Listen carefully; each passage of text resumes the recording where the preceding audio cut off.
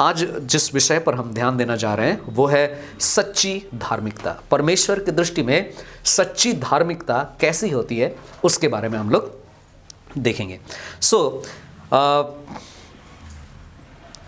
17 पद से लेकर 20 पद तक हम लोग पढ़ेंगे। पहला पद मैं पढ़ रहा हूँ, हर दूसरे पद को आप लोग साथ मिल करके पढ़िए। आपके पास जिस अनुवाद का बाइबल है उसमें से आप पढ़ सकते हैं। ओके, मत्ती रचित सुसमाचार 5 अध्याय और उसके 17 पद से लेकर के 20 पद तक। 17 पद मैं पढ़ रहा हूँ, 18 पद को आप सबको साथ मिलकर पढ़ना है। यह ना समझो कि मैं व्यवस्था या नबियों की पुस्तकों को नष्ट करने आया हूँ।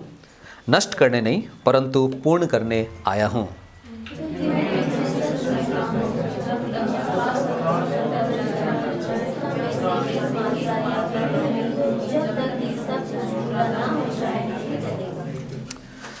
इसलिए जो भी इन छोटी सी छोटी आज्ञाओं को तोड़ेगा और ऐसी ही शिक्षा दूसरों को देगा वह परमेश्वर के राज्य में छोटे से छोटा कहलाएगा, परंतु जो उनका पालन करेगा और दूसरों को भी सिखाएगा वह परमेश्वर के राज्य में महान कहलाएगा।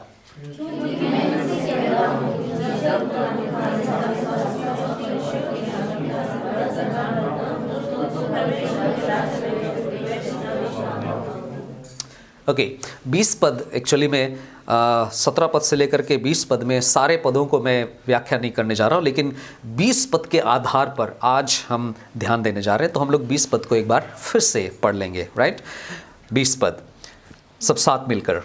क्योंकि मैं तुमसे कहता हूँ कि जब तक तुम्हारी धार्मिकता शास्त्रियों और फरीसियों की धार्मिकता से बढ़कर ना हो तो तुम परमेश्वर के राज्य में कभी प्रवेश न कर पाओगे। सचमुच में अगर देखा जाए तो जब हम इस संसार में हैं, इस संसार में कुछ गलतफहमियां बहुत अधिक पाई जाती हैं।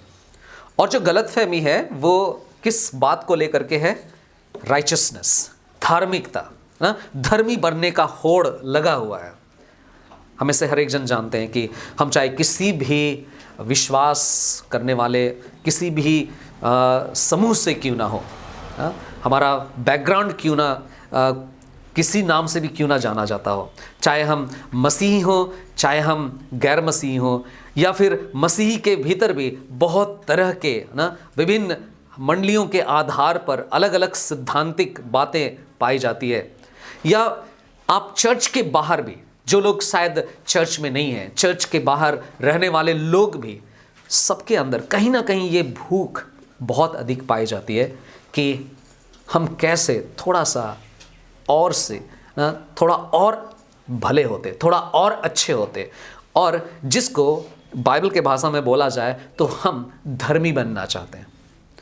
कभी कुछ अच्छे काम करके, कभी कुछ अच्छी बातों को बोल करके, कभी शायद गलत कार्यों में शामिल ना हो करके, कई बार हम धर्मी बनना चाहते हैं। और ये सारे संसार की, हम सब मनुष्यों की एक बहुत बड़ी गलतफहमी है कि कई बार जिन चीज़ों के द्वारा धार्मिकता मिलती ही नहीं है, कई बार उन चीज़ों के द्वारा हम धार्मिकता को पाने की कोशिश में लगे रहते हैं।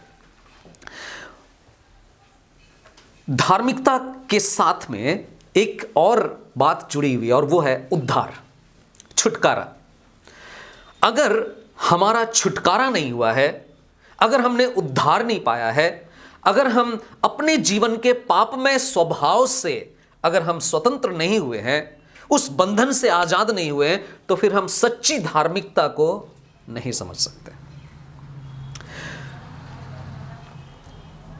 उद्धार एवं धार्मिकता को पाना कैसे संभव है, कैसे पाया जा सकता है? क्या अच्छे हो जाने से? क्या भला काम करने से? क्या हम कुछ अमुक अच्छे अच्छे कार्य कर ले तो हम स्वर्ग पहुंच जाएंगे? क्योंकि संसार का ऐसा मानना है, और कभी कभी हम मसीहियों का भी ऐसा मानना है कि हम अगर मसीही समाज के बीच में ठीक ठाक रह लें, अच्छे से जीवन जी ले और एक अच्छा नैतिक जीवन जी ले, तो हम स्वर्ग को प्राप्त कर सकते हैं। दूसरे शब्दों में हम कह सकते हैं कि सच्ची धार्मिकता मेरे पास है। लेकिन अगर आप सच जानना चाहेंगे तो प्रभु यीशु मसीह के वाक्य को गौर कीजिए।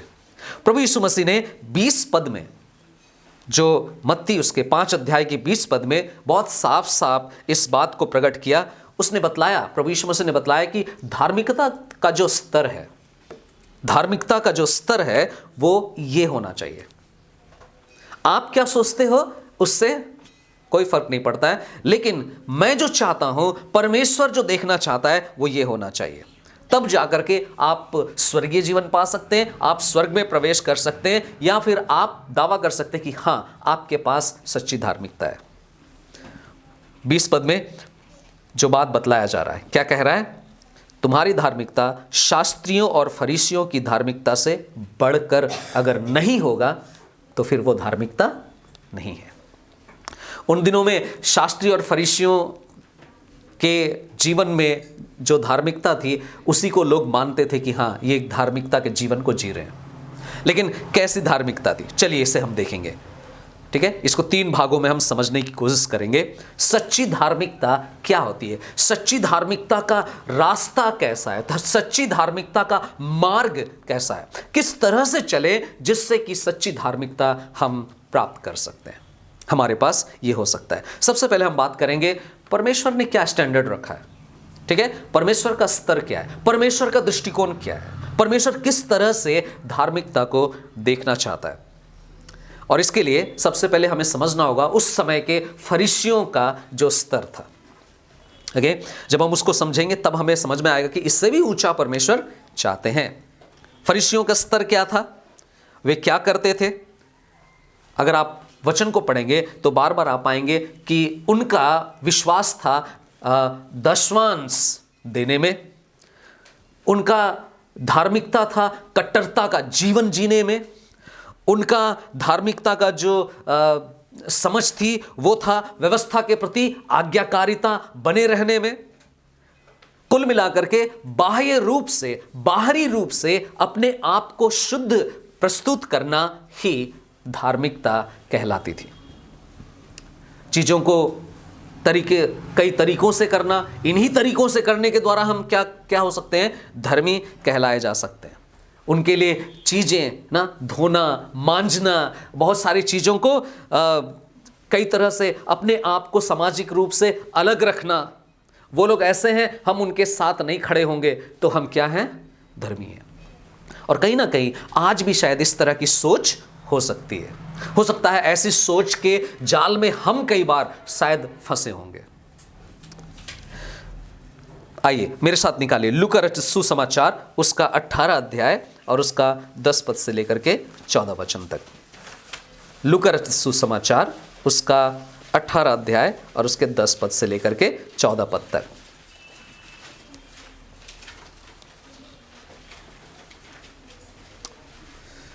नौ पद में लिखा है, उसने उन लोगों से, प्रभु यीशु मसीह ने लोगों से बात किया और कह रहे हैं, उन लोगों से जो इस बात के लिए अपने ऊपर भरोसा रखते थे कि हम धर्मी हैं। गौर कीजिए, अपने ऊपर भरोसा रखते थे कि हम क्या हैं, धर्मी हैं। धार्मिकता के जीवन को इस तरह से जिया जाता है, हम धर्मी हैं। और जो दूसरों को तुच्छ समझते थे, यह दृष्टांत का एक दृष्टांत प्रभु यीशु मसीह ने बतलाया, ये समझाने के लिए कि लोग किस तरह से धार्मिकता को जीते हैं। 10 पद से आगे, 2 व्यक्ति मंदिर में प्रार्थना करने गए, उनमें से एक फरीसी था और दूसरा चुंगी लेने वाला। फरीसी खड़ा होकर स्वयं इस प्रकार प्रार्थना करने लगा, हे परमेश्वर, मैं तुझे धन्यवाद देता हूं कि मैं अन्य लोगों के समान ठग, अन्यायी व व्यभिचारी नहीं हूं, ना इस चुंगी लेने वाले के समान ही हूं। मैं सप्ताह में 2 बार उपवास रखता हूं और जो कुछ मुझे मिलता है सबका दशवांश देता हूं, तुझे देता हूं। परंतु चुंगी लेने वाला कुछ दूर खड़ा था, उसने स्वर्ग की ओर अपनी आंखें उठाने भी न चाहा, परंतु छाती पीटते हुए कहा, हे परमेश्वर, मुझ पापी पर दया कर। मैं तुमसे कहता हूं कि यह मनुष्य धर्मी ठहराया जाकर अपने घर गया। कौन? जो अपने पापों को मानता है, जो अपने काम पर भरोसा नहीं करता है, उसको प्रभु यीशु मसीह ने बतलाया कि यह धर्मी ठहराया गया, ना कि वो जो अपने कार्यों पर उसका भरोसा था, उसके आधार पर धर्मी होने का वो उम्मीद कर रहा था और मानता था कि मैं धर्मी हूं। आगे कहता है, धर्मी ठहराया जाकर अपने घर गया, ना कि वह दूसरा मनुष्य, क्योंकि प्रत्येक जो अपने आप को बड़ा बनाता है दीन किया जाएगा, और जो अपने को दीन बनाता है बड़ा किया जाएगा। ओके? फरीसियों का, शास्त्रियों का जिस तरह से अपने जीवन में धार्मिकता को दिखलाना, लोगों के सामने में दिखलाना, बहुत ही फर्क है। मत्ती रचित सुसमाचार उसका 23 अध्याय और उसका 23 पद भी देखिए। मत्ती रचित सुसमाचार उसका 23 अध्याय और उसका 23 वचन।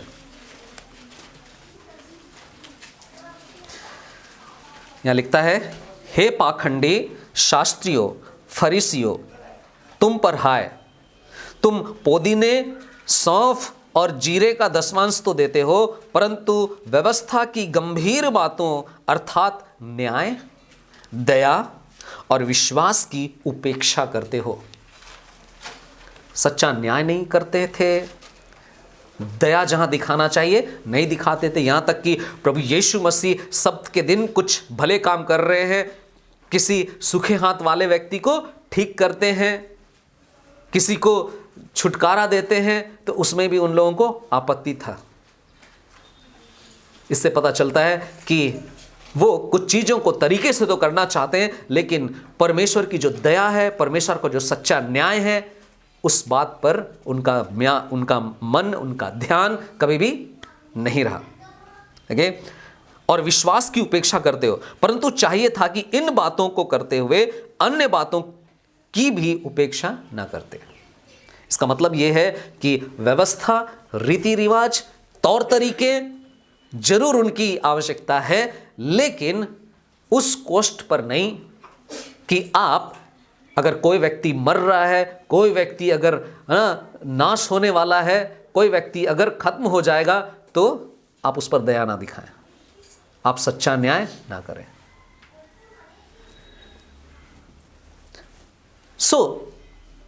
कहने का मतलब यह है, परमेश्वर ने इस स्तर से भी ऊंचा स्तर रखने को कहा जो फरीसी और शास्त्री दिखाते थे। यह संभव है कि हम बाहर से अच्छे दिखते हों, लेकिन भीतर से अशुद्ध हों। यह संभावना है, हमारे जीवन की स्थिति हो सकती है। हम बाहर से बहुत अच्छे दिखते हों,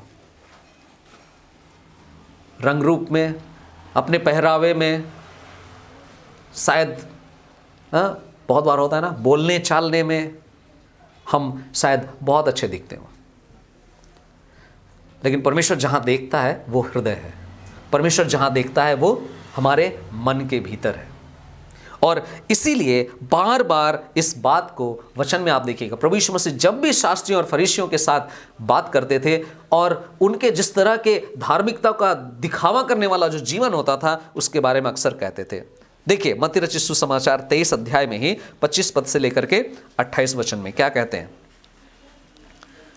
25 से लेकर के 28 पद में, हे पाखंडी शास्त्रियों और फरीसियों, तुम पर हाय, तुम कटोरे और थाली को बाहर से तो मांजते हो, तुम कटोरे और थाली को बाहर से तो मांजते हो, परंतु भीतर से वे हर प्रकार की लूट और असंयम से भरे हुए हैं। हे अंधे फरीसी,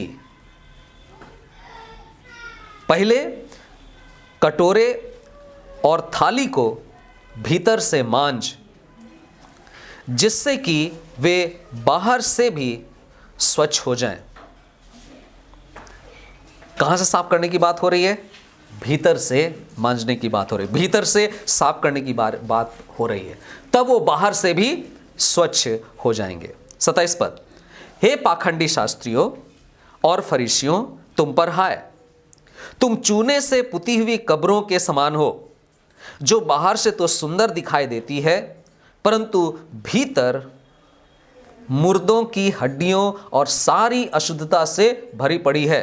गौर कीजिए 28 पद को। इसी प्रकार तुम भी बाहर से मनुष्यों को धर्मी दिखाई देते हो, परंतु भीतर पाखंड और अधर्म से भरे हुए हो।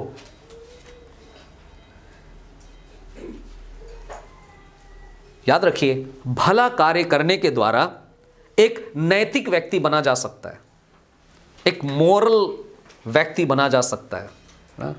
लोग हमें शायद बड़ा आदर दे सकते हैं, बड़ा सम्मान कर सकते हैं, क्योंकि बाहर से हम बहुत अच्छे दिखते हैं, बहुत अच्छे कार्य करते हैं। लेकिन परमेश्वर की नज़र में हमें कैसे रहना है, और इस बात को प्रभु यीशु मसीह बताते हैं। देखो, फरीसियों और शास्त्रियों का जो स्तर है उससे थोड़ा ऊंचा स्तर चाहिए, उससे कुछ ज़्यादा धार्मिकता मैं देखना चाहता हूं।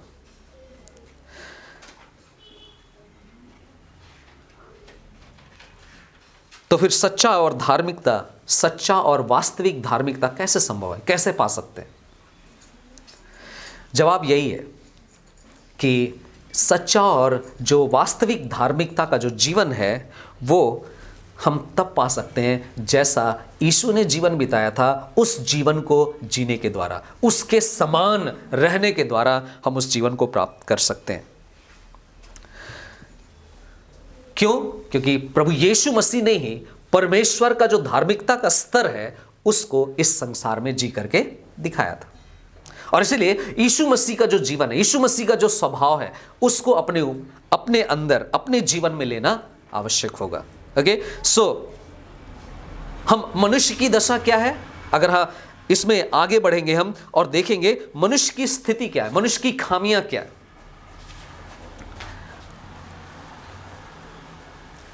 परमेश्वर जब मनुष्य को देखता होगा, मनुष्य के बारे में सोचता होगा, मनुष्य के लिए परमेश्वर का कैसा मूल्यांकन है, किस तरह से मनुष्य को देखता है? परमेश्वर ने प्रत्येक मनुष्य को दोषी घोषित किया है। हम इस बात को माने या ना माने, लेकिन परमेश्वर ने प्रत्येक मनुष्य को दोषी ठहराया है। रोमियो उसका 3 अध्याय उसका 23 पद पढ़े होंगे, जहां लिखता है, इसलिए कि सबने पाप किया और परमेश्वर की महिमा से रहित। इसलिए कि सबने पाप किया और परमेश्वर की महिमा से रहित है। गलातियों उसका 3 अध्याय उसका 22 पद भी देखिए, गलातियों 3 अध्याय और उसका 22 पद। यहां कहता है, परंतु पवित्र शास्त्र ने सबको पाप के अधीन ठहरा दिया।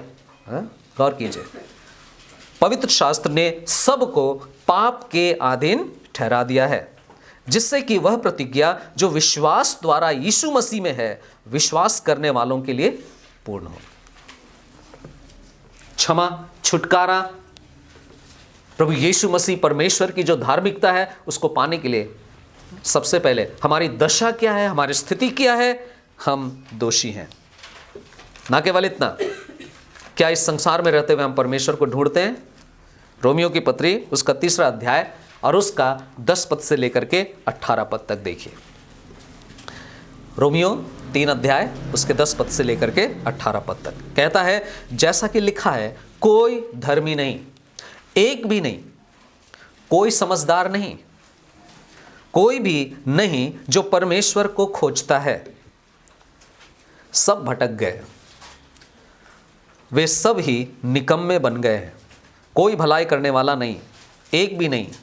उनका गला खुली कब्र है, वे अपनी जीभ से धोखा देते रहते हैं, उनके होठों में सर्पों का विष है, उनका मुख शाप और कड़वाहट से भरा हुआ है, उनके पैर लहू बहाने को तत्पर रहते हैं, उनके मार्गों में विनाश और क्लेश है, और उन्होंने शांति का मार्ग जाना ही नहीं। उनकी आंखों के समक्ष परमेश्वर का भय है ही नहीं। ये दशा है, ये परिस्थिति है मनुष्य की, और ये हर युग में इस तरह के लोग पाए जाते हैं। ये केवल ऐसा नहीं है कि इस्राएलियों के जीवन में ये स्थिति थी, ये दशा थी, लेकिन आज भी अगर आप देखेंगे कितने लोग हैं जो परमेश्वर को ढूंढते होंगे, कितने लोग हैं जो परमेश्वर के लिए लालायित होते हैं, परमेश्वर को खोजना चाहते हैं, परमेश्वर को पाना चाहते हैं, परमेश्वर के नियम के अनुसार, परमेश्वर के स्टैंडर्ड में जीना चाहते हैं। यह दशा है, और इसलिए परमेश्वर ने मनुष्य को क्या घोषित किया है? दोषी घोषित किया है। अगर कोई मनुष्य सोचता है कि हम इस संसार में धर्म के काम कर रहे हैं और हम तो थोड़े अच्छे हैं, तो उनके बारे में भी वचन कहता है, जो अपने आप को सबसे बेहतर या उत्तम समझते हैं, जो इस संसार में ये सोचते हैं कि हम बड़े अच्छे हैं, उनके बारे में भी परमेश्वर का वचन ये कहता है। देखिए यशायाह उसका 64 अध्याय और उसका 6 पद। यशायाह उसका 64 अध्याय उसका 6 पद यहाँ लिखता है, क्योंकि हम तो सब के सब अशुद्ध मनुष्य के से हैं और हमारे धर्म के काम मैले चिथड़ों के समान हैं। हम सब के सब पत्ते के समान मुरझा जाते हैं और हमारे अधर्म के काम हमें वायु के समान उड़ा ले जाते हैं। हमारे धर्म के काम चिथड़ों के समान है, मैले चिथड़ों के समान है। मालूम है, जब पौलुस प्रभु को जाना, प्रभु के लिए अपना जीवन को व्यतीत करना आरंभ किया, तो वो देख पाया जो जीवन में पीछे जी रहा था, जिस तरह के जीवन को मैं सोच रहा था कि मैं बड़ा धर्मी हूं, बाद में उसको किस तरह से गवाही देता है। गौर कीजिए, देखिए पौलुस कहता है फिलिपियों उसका 3 अध्याय और उसका 9 पद।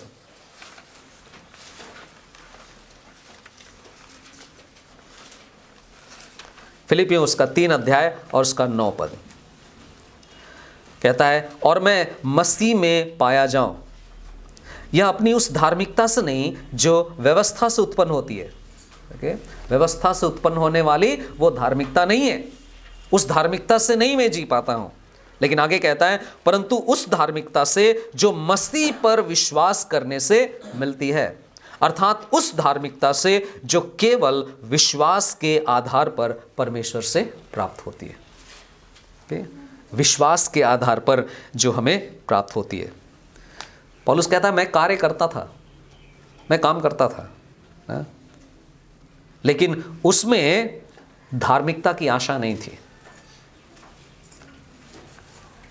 4 पद से देखिए, फिलिपियों 3 अध्याय 4 पद से लेकर के 8 पद तक कहता है, मैं तो शरीर पर भी भरोसा रख सकता था। यदि किसी को शरीर पर भरोसा रखने का विचार है तो मुझे उससे भी कहीं अधिक हो सकता है। 8वें दिन मेरा खतना हुआ। इस्राएल जाति के बिन्यामीन गोत्र का हूं, इब्रानियों का इब्रानी, व्यवस्था पालन की दृष्टि में फरीसी हूं, व्यवस्था पालन की दृष्टि से फरीसी हूं, उत्साह की दृष्टि से मैं कलीसिया का सताने वाला और व्यवस्था की धार्मिकता के अनुसार निर्दोष था। परंतु जो बातें मेरे लाभ की थी उन्हीं को मैंने मसीह के कारण हानि समझ लिया है। इससे भी बढ़कर मैं अपने प्रभु यीशु मसीह के ज्ञान की श्रेष्ठता के कारण सब बातों को तुच्छ समझता हूं। धर्म के काम मैले चिथड़ों के समान है, उसका उदाहरण बता रहा है। तुच्छ समझता हूं, जिसके कारण मैंने सब वस्तुओं की हानि उठाई है और उन्हें कूड़ा समझता हूं, जिससे मैं मसीह को प्राप्त करूं। पौलुस अच्छी तरह से जानता था कि उसका जो कार्य है वो उसको कभी धर्मी नहीं ठहरा सकता। उसका जो कार्य है, जितने भी अच्छे धर्म के काम करता है, जितने भी अच्छा व्यवस्था का पालन करते हुए वो सब कुछ कर रहा है, वो उसे नहीं बचा सकता है। याद रखिए, ठीक उसी तरह से यदि हम किसी प्रकार के ऐसे कार्यों को कर रहे हैं और बचने की आशा कर रहे हैं, तो हमारे साथ भी यही स्थिति होने वाली है। हम उन कार्यों के द्वारा, अपने धर्म के काम के द्वारा बच नहीं सकते हैं, क्योंकि परमेश्वर ने हमें दोषी ठहरा दिया है। परमेश्वर की नजर में हम सब की सबसे बेहतर स्थिति यही है कि हम सब उसकी महिमा कर ही नहीं सकते। जितना भी अच्छा हम उसके लिए करना चाहें, हम उसकी महिमा कर ही नहीं सकते, क्योंकि हमारे जितने भी कर्म हैं वो मैले चिथड़ों के समान है। और इसीलिए रोमियो 3:23 में वो कहता है, सबने पाप किया है और परमेश्वर की महिमा से रहित हैं। इसका मतलब है कि परमेश्वर ने अपना स्टैंडर्ड जो बनाया था, अपना स्तर जो बनाया था, हम कहीं ना कहीं उससे चूक गए हैं, हम मिस कर गए हैं, हम चूक गए हैं। और इसलिए हम परमेश्वर की व्यवस्था के अनुसार, जो नियम बनाए थे उसके अनुसार हम दूषित हैं। हमने ना केवल अपने जीवन को दूषित किया है, लेकिन व्यवस्था को भी हमने क्या कर दिया है? दूषित कर दिया है। और परमेश्वर के सामने हम दोषी हैं।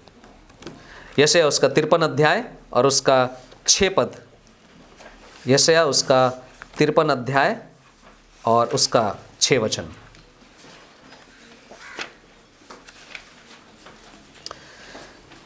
हम तो सब के सब भेड़ों के समान भटक गए थे, हम में से प्रत्येक ने अपना अपना मार्ग लिया, परंतु यहोवा ने हम सब के अधर्म का बोझ उसी पर लाद दिया। हमारी दशा ये थी, हमारी स्थिति यही थी। याकूब की पत्री उसका 2 अध्याय और उसका 10 पद। याकूब की पत्री उसका 2 अध्याय और उसका 10 पद। यहाँ भी कहता है, क्योंकि जो कोई संपूर्ण व्यवस्था का पालन करता हो और फिर भी किसी एक बात में चूक जाए तो वह सारी व्यवस्था का दोषी ठहरता है। okay?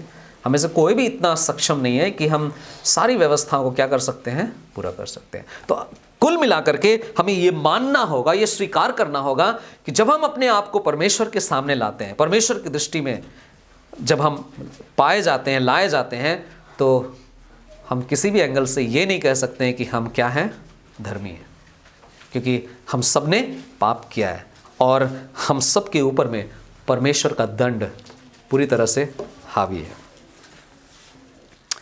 लेकिन प्रभु का धन्यवाद हो कि उसने हमारे लिए उपाय किया है। परमेश्वर ने समाधान किया है, परमेश्वर ने उसका उपाय किया है। वो ये नहीं कहता है तुम दोषी हो, मैंने तुम्हें दोषी साबित किया है और तुम्हारा कुछ नहीं हो सकता है, ये नहीं कहता है, बल्कि वो कहता है इसलिए मैं तुम्हारे लिए प्रबंध करता हूँ, मैं तुम्हारे लिए उपाय करता हूँ। परमेश्वर मनुष्य के इस गिरी हुई स्थिति के लिए, इस गिरे हुए स्थिति को अच्छी तरह से जानता है और इसीलिए वो बार बार कहता है कि मैं तुम्हें बचाना चाहता हूँ, मैंने तुम्हारे लिए उपाय किया है। भजन संहिता उसका 103 अध्याय और उसका 14 पद। भजन संहिता उसका 103 अध्याय और उसका 14 वचन।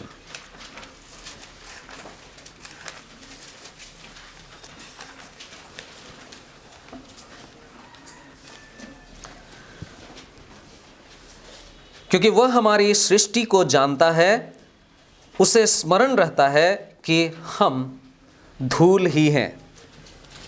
परमेश्वर हमारी वास्तविक दशा को जानता है, हम कौन हैं, धूल हैं। उसने हमें बनाया है और इसलिए वो उपाय करना चाहता है, वो समाधान करना चाहता है, हमें बचाना चाहता है। और हम उन बातों को बार बार सुनते हैं। परमेश्वर ने अपने इकलौते पुत्र को इस जगत में भेजा। अगर मनुष्य परमेश्वर के खिलाफ जी रहा है, मनुष्य अगर परमेश्वर के विरोध में जी रहा है, मनुष्य अगर परमेश्वर की नज़र में दोषी साबित हो चुका है और अगर परमेश्वर उसको बचाने की कोशिश कर रहा है, उसको बचाने के लिए अपने इकलौते पुत्र को भेजता है, तो इसे हम क्या कहेंगे? इसी को कहा जाता है अनुग्रह, जिसके लायक हम नहीं थे। परमेश्वर अपने पवित्र अनुग्रह को हम पर प्रकट करता है यीशु मसीह को देकर। अगर उसका पवित्र अनुग्रह नहीं होता तो शायद वो जिस तरह के क्रोध में, जिस तरह के गुस्से में वो था, उसके अनुसार हमें क्या कर देना चाहिए था? नाश कर देना चाहिए था। लेकिन उसने नाश नहीं किया, वो अपने पवित्र अनुग्रह को हमारे सामने में प्रकट किया। मैं अनुग्रहकारी परमेश्वर हूं, मैं दयालु परमेश्वर हूं। उसने अपने पवित्र अनुग्रह को प्रकट किया और हमारे लिए उपाय किए। विलाप गीत उसका 3 अध्याय, विलाप गीत 3 अध्याय और उसके 22 और 23 पद को देखिए। 22 और 23 पद को यहां लिखता है, यहोवा की करुणा के कारण हम मिट नहीं गए। और कर रहे हैं, यहोवा की करुणा के कारण हम मिट नहीं गए, उसकी दया तो अनंत है। 23 पद, प्रति भोर वह नई होती रहती है, तेरी सच्चाई महान है। और कर रहे हैं, ये बहुत ही सुंदर वचन है जहां पर हमें सीखने को मिलता है, समझने को मिलता है कि अगर परमेश्वर अपनी दया, अपनी करुणा हम पर नहीं दिखाता तो क्या हो सकता था। यहां लिखता है उसकी करुणा के कारण हम मिट नहीं गए। हम तो मिट जाने चाहिए थे, हम तो समाप्त हो जाने चाहिए थे, हम तो खत्म हो जाने चाहिए थे, क्योंकि हम तो परमेश्वर की नज़र में, जब परमेश्वर ने हमारे लिए जीवन दिया था, हमें बनाया था, तो सब कुछ प्रकट कर दिया था, क्या करना है क्या नहीं करना है, लेकिन हम उसमें खरे नहीं उतरे। उसकी करुणा के कारण हम मिट नहीं गए। उसकी दया तो अनंत है, प्रतिभोर नहीं होती जाती है, और उसकी सच्चाई महान है। परमेश्वर अच्छी तरह से जानता था कि मनुष्य अपने प्रयास से, अपनी कोशिशों से कभी भी बच नहीं सकता है, कभी भी उद्धार को प्राप्त नहीं कर सकता है, बचाया नहीं जा सकता है। इसलिए परमेश्वर अपनी योजना में एक उपाय और एक रास्ता बनाता है, ताकि पापी व्यक्ति धर्मी बने, और उस पापी व्यक्ति को धर्मी बनाने के लिए परमेश्वर अपने स्टैंडर्ड के आधार पर आपको लाने के लिए, मुझको उस स्तर पर लाने के लिए वो योजना बनाता है। और जानते हैं उसकी योजना कैसी योजना थी? उसकी योजना बहुत पुरानी थी। इसके पहले कि हम पाप करना शुरू करते, उसके पहले से ही उसकी योजना थी। बाइबल हमें बतलाता है, प्रकाशित वाक्य 13 अध्याय उसके 8 पद में, हम पढ़ेंगे नहीं, आप बाद में देख लीजिएगा। उसकी योजना बहुत पुरानी है। जगत की उत्पत्ति के समय से प्रभु यीशु मसीह के वध होने के विषय में, उसके बलिदान होने के विषय में चर्चा की गई है। उसकी योजना बहुत पुरानी थी। उसकी योजना में मृत्यु शामिल था। परमेश्वर की योजना में मृत्यु शामिल था। दूसरा कुरिन्थियों 5 अध्याय उसके 14 पद को पढ़ेंगे तो आप वहां पाएंगे कि उसकी योजना में कैसे प्रभु यीशु मसीह की मृत्यु भी शामिल था। उसकी योजना में पुनरुत्थान भी शामिल है, यीशु मसीह का जी उठना, उसकी योजना में ये शामिल है। रोमियो 4 का 25 पद के अनुसार आप वहां देखेंगे तो आप पाएंगे उसकी योजना में पाप का अंगीकार भी शामिल है। यूहन्ना सुसमाचार उसके 6 अध्याय उसके 44 पद को बार बार हम लोग पढ़ते हैं, कैसे वो चाहता है कि हम उसके करीब आएं, उसके पास लाए जाएं और परमेश्वर बचाने का कार्य करे। देखिए, ना केवल इतना, उसकी जो योजना थी, जो आरंभ से तैयार की गई थी, उसकी योजना में परमेश्वर का जो अनुग्रह है वो भी शामिल था। इफिसियों 2 अध्याय उसके 8 और 9 पद को कई बार हम लोग पढ़ चुके हैं, अगर आपको याद होगा। और विश्वास के द्वारा अनुग्रह ही से तुम्हारा क्या हुआ है? उद्धार हुआ है। याद रखिए, उसकी योजना में कार्य की जगह विश्वास शामिल है। याद रखिए, उसकी योजना में काम के जगह, कार्य के जगह क्या शामिल है? विश्वास शामिल है। रोमियो उसका 10 अध्याय और उसका 9 और 10 पद। रोमियो उसका 10 अध्याय और उसका 9 और 10 पद। आइए इसे पढ़ते हैं। बहुत ही फैमिलियर पद है। ये वो पद है जिस पद के द्वारा मैंने प्रभु यीशु मसीह को ग्रहण किया, प्रभु यीशु मसीह को अपना उद्धारकर्ता करके स्वीकार किया। रोमियो 10 अध्याय और उसका 9 और 10 पद। यहाँ लिखता है कि यदि तू अपने मुख से यीशु को प्रभु जानकर अंगीकार करे और अपने मन में यह विश्वास करे कि परमेश्वर ने उसे मृतकों में से जीवित किया, तो तू उद्धार पाएगा। मनुष्य तो हृदय से विश्वास करता है, जिसका परिणाम धार्मिकता होता है, और मुंह से अंगीकार करता है, जिसका परिणाम उद्धार होता है। याद रखिए, इन दोनों पदों में एक शब्द बार बार आ रहा है, और उस शब्द के साथ में काम करने की बात भी आ रही है। कैसा काम? मुंह से अंगीकार करना। देख रहे हैं, मुंह से अंगीकार करना। जब हम अंगीकार करते हैं तब हम ये साबित करते हैं कि हम विश्वास करते हैं। यदि तू मुख से यीशु को प्रभु जानकर अंगीकार करे। कई बार हम विश्वासी होने का दावा करते हैं, लेकिन मुंह से अंगीकार नहीं करते, तो फिर संदेह है, संदेह हो सकता है कि सच में आपने विश्वास किया है कि नहीं किया। लेकिन जो प्रभु यीशु मसीह को अपना प्रभु मानते हैं वो मुंह से अंगीकार करेंगे। हो सकता है बातचीत करने के दौरान वो प्रकट करेंगे कि वो यीशु मसीह को वास्तव में क्या बना लिए, अपने जीवन का प्रभु बनाए हैं। या फिर जब वो प्रार्थना करते हैं, जब प्रार्थना करते हैं, प्रार्थना में वो ऐसे वाक्य को कहते हैं जिससे वो प्रकट करते हैं कि सचमुच में यीशु आप हमारे क्या हैं, प्रभु हैं। अंगीकार करना, मुख से अंगीकार करना बहुत जरूरी है। अगर कोई कहता है मैं प्रभु को जानता हूं, मैं विश्वास करता हूं, मैं प्रभु के पीछे पिछले इतने सालों से चल रहा हूं, लेकिन अगर वो विश्वासियों के सामने, मसीहियों के सामने, या फिर उन लोगों के सामने जो शायद विश्वास नहीं करते हैं, अगर अपने मुंह से प्रकट नहीं करते हैं, अपने मुंह से कहकर नहीं स्वीकार करते हैं, तो फिर कहीं ना कहीं कुछ संदेह है, कहीं ना कहीं कुछ डाउट है कि सचमुच में आपने प्रभु यीशु मसीह पर विश्वास किया है या नहीं किया। यहां पर वचन कह रहा है मुंह से अंगीकार कर, मुंह से अंगीकार कर। हमारे लिए ना केवल चर्च में आना जरूरी है, लेकिन हमें चर्च में सबके बीच में ये अंगीकार करना भी जरूरी है कि यीशु मसीह मेरे जीवन का क्या है, प्रभु।